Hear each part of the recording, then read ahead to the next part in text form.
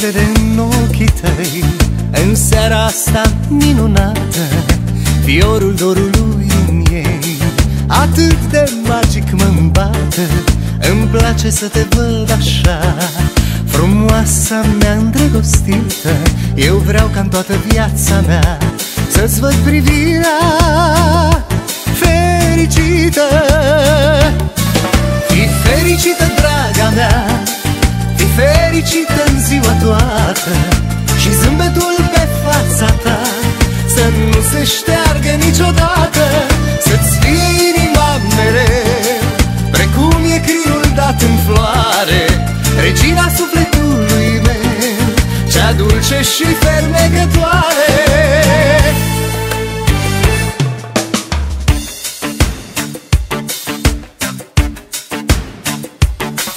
Tu ești un înger pe pământ și-ai coborât sublim din stere, și părul-ți răvășit de vânt e o unduire de inele.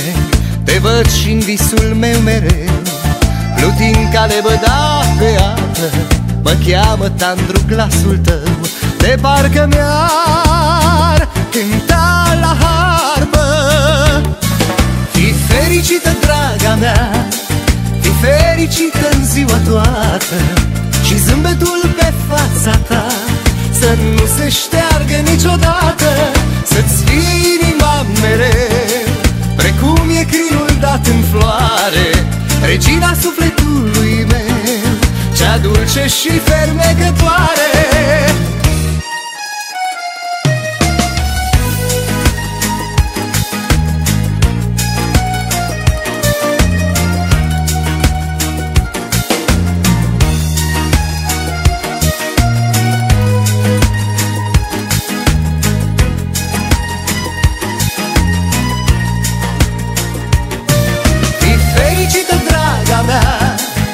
Fericită în ziua toată, și zâmbetul pe fața ta să nu se șteargă niciodată.